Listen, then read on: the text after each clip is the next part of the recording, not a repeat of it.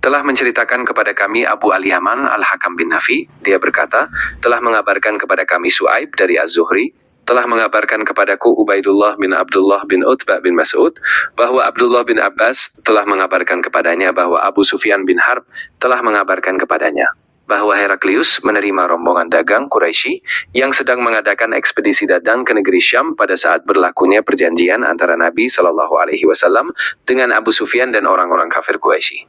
Saat singgah di Ilya, mereka menemui Heraklius atas undangan Heraklius untuk diajak dialog di majelisnya, yang saat itu Heraklius bersama dengan para pembesar-pembesar negeri Romawi. Heraklius berbicara dengan mereka melalui penerjemah. Heraklius berkata, siapa di antara kalian yang paling dekat hubungan keluarganya dengan orang yang mengaku sebagai nabi itu? Abu Sufyan berkata, maka aku menjawab, akulah yang paling dekat hubungan kekeluargaannya dengan dia. Heraklius berkata, dekatkanlah dia denganku dan juga sahabat-sahabatnya. Maka mereka meletakkan orang-orang Quraisy berada di belakang Abu Sufyan. Lalu Heraklius berkata melalui penerjemahnya, katakan kepadanya bahwa aku bertanya kepadanya tentang lelaki yang mengaku sebagai nabi. Jika ia berdusta kepadaku, maka kalian harus mendustakannya. Demi Allah, kalau bukan rasa malu akibat tudingan pendusta yang akan mereka lontarkan kepadaku, niscaya aku berdusta kepadanya. Abu Sufyan berkata, maka yang pertama ditanyakannya kepadaku tentangnya, Nabi Shallallahu Alaihi Wasallam, adalah bagaimana kedudukan nasabnya di tengah-tengah kalian. Aku jawab, dia adalah dari keturunan baik-baik bangsawan. Tanyanya lagi, apakah ada orang lain yang pernah mengatakannya sebelum dia? Aku jawab, tidak ada. Tanyanya lagi, apakah bapaknya seorang raja? Jawabku, bukan. Apakah yang mengikuti dia orang-orang yang terpandang atau orang-orang yang rendah? Jawabku, bahkan yang mengikutinya adalah orang-orang yang rendah. Dia bertanya lagi, apakah bertambah pengikutnya atau berkurang? Aku jawab, bertambah. Dia bertanya lagi, apakah ada yang murtad disebabkan dongkol terhadap agamanya? Aku jawab, tidak ada. Dia bertanya lagi, apakah kalian mendapatkannya dia berdusta sebelum dia menyampaikan apa yang dikatakannya itu? Aku jawab, tidak pernah. Dia bertanya lagi, apakah dia pernah berlaku curang? Aku jawab, tidak pernah. Ketika kami bergaul dengannya, dia tidak pernah melakukan itu.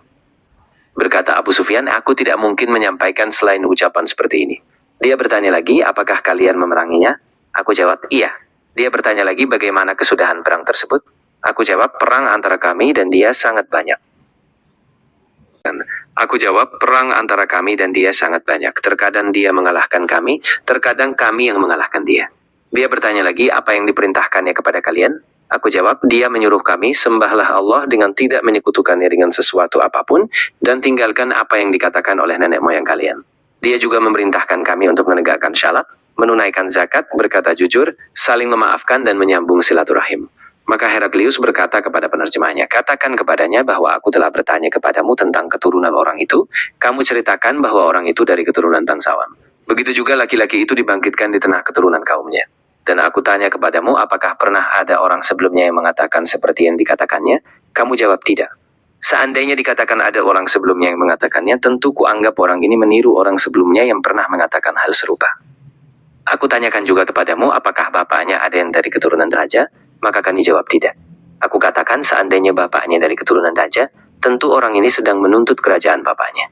Dan aku tanyakan juga kepadamu, apakah kalian pernah mendapatkan dia berdusta sebelum dia menyampaikan apa yang dikatakannya? Kamu menjawabnya tidak. Sungguh aku memahami kalau kepada manusia saja dia tidak berani berdusta, apalagi berdusta kepada Allah. Dan aku juga telah bertanya kepadamu, apakah yang mengikuti dia orang-orang yang terpandang atau orang-orang yang rendah? Kamu menjawab, orang-orang yang rendah yang mengikutinya. Memang mereka itulah yang menjadi para pengikut Rasul. Aku juga sudah bertanya kepadamu, apakah bertambah pengikutnya atau berkurang? Kamu menjawabnya bertambah. Dan memang begitulah perkara iman hingga menjadi sempurna. Aku juga sudah bertanya kepadamu, apakah ada yang murtad disebabkan marah terhadap agamanya?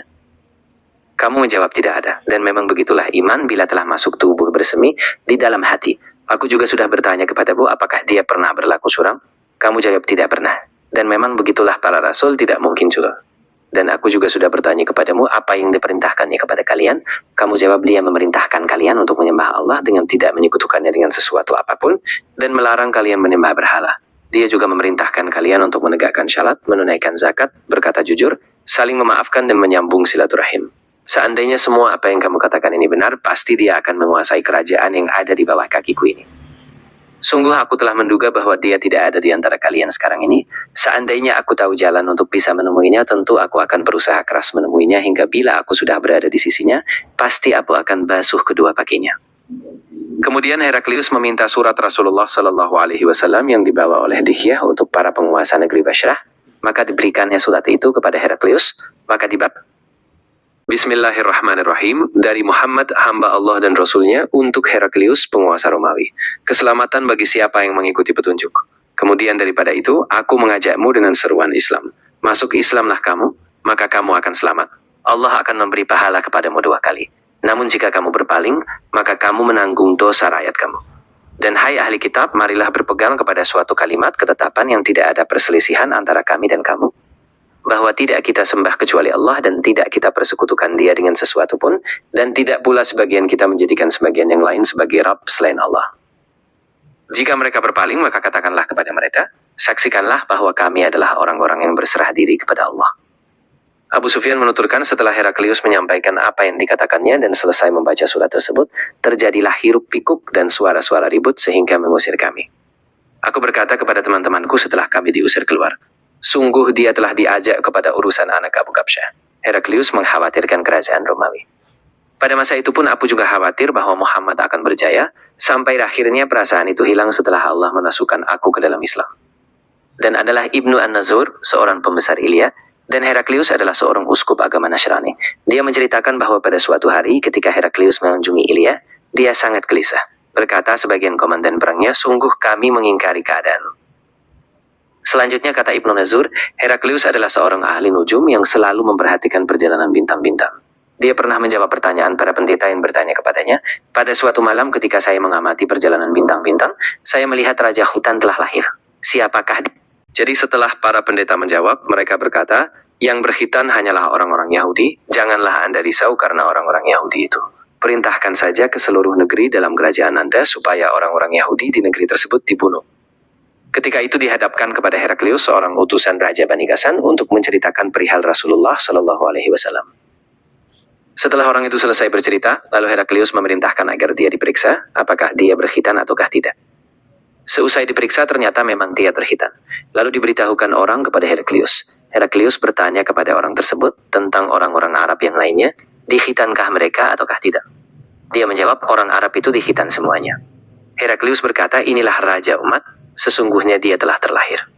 Kemudian Heraklius berkirim surat kepada seorang sahabatnya di rumah yang ilmunya setaraf dengan Heraklius untuk menceritakan perihal kelahiran Nabi Muhammad.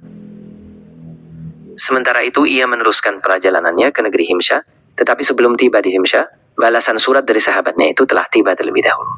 Sahabatnya itu menyetujui pendapat Heraklius bahwa Muhammad telah lahir dan bahwa beliau memang seorang nabi. Heraklius lalu mengundang para pembesar Roma supaya datang ke tempatnya di Himsyah. Setelah semuanya hadir dalam majelisnya, Heraklius memerintahkan supaya mengunci semua pintu. Kemudian dia berkata, wahai bangsa Rom, maukah Anda semua beroleh kemenangan dan kemajuan yang gemilang? Sedangkan kerajaan tetap utuh di tangan kita. Akuilah Muhammad sebagai nabi. Mendengar ucapan itu mereka lari bagaikan keledai liar padahal semua pintu telah terkunci. Melihat keadaan yang demikian, Heraklius jadi putus harapan yang mereka akan beriman. Percaya kepada kenabian Muhammad.